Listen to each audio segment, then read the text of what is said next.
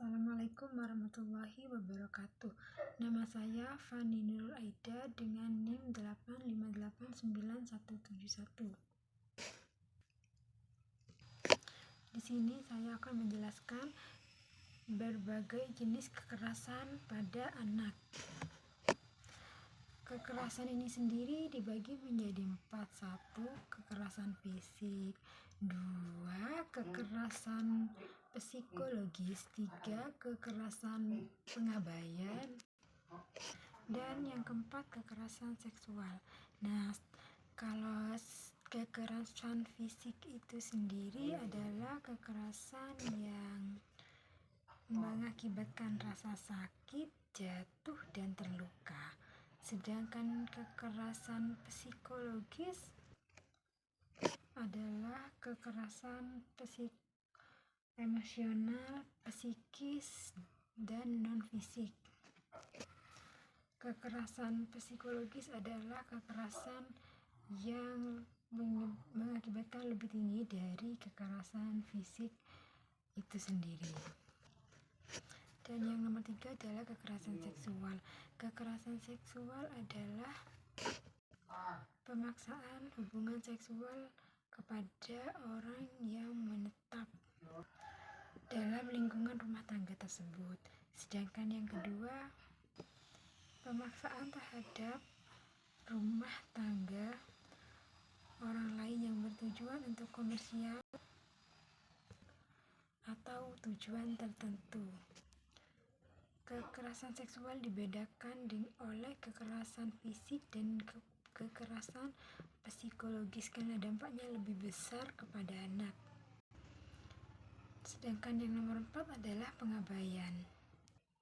Menurut pasal 10 Undang-Undang PDKRT, pengabaian dibagi menjadi 2, yaitu setiap orang dilarang menelantarkan orang di dalam rumah tangganya. 2.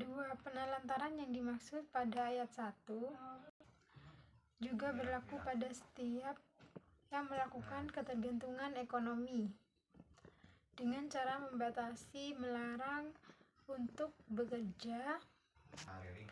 Nah, untuk faktor resiko sendiri dibagi menjadi 2.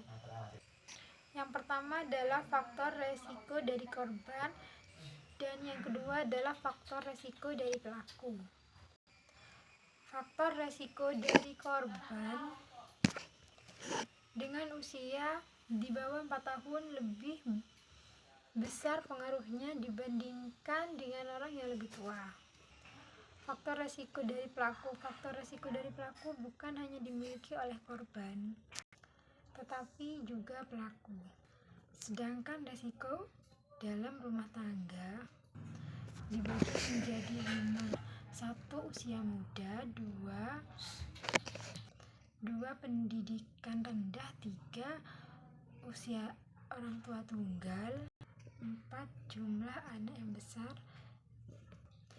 Dan 5. Pendapatan yang rendah. Kondisi tersebut mengakibatkan stres pada keluarga dan mengakibatkan konflik antar keluarga. Nah, sekarang kita berbicara tentang tanda-tanda anak yang mengalami kekerasan. 1. Tanda anak yang mengalami kekerasan pada kekerasan fisik, yaitu ialah memiliki memar atau luka. Sedangkan yang kedua adalah pengabaian. Ciri-cirinya adalah tidak memiliki atau tidak mendapatkan perhatian dalam masalah-masalah fisik, dan obat-obatan hanya diberikan pada saat darurat saja. Yang ketiga, ciri-ciri kekerasan seksual. Perubahan fisik pada tubuh, mengeluh adanya rasa sakit di daerah tertentu, dan melarikan diri dari rumah. Sedangkan ciri-ciri kekerasan emosional adalah kurangnya kelekatan pada orang tua dan keterlambatan bicara. Sedangkan dampak kekerasan pada anak berdampak pada kekerasan fisik dan perkembangan sosial emosional.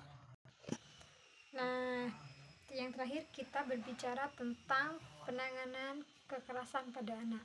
Dalam menangani kekerasan pada anak, ada 3 cara yang bisa kita lakukan, yaitu kita bisa menangani dengan cara yang pertama hukum, 2 psikologis, yang ketiga dengan cara medis. Nah, itu yang dapat saya sampaikan. Wassalamualaikum warahmatullahi wabarakatuh. Terima kasih.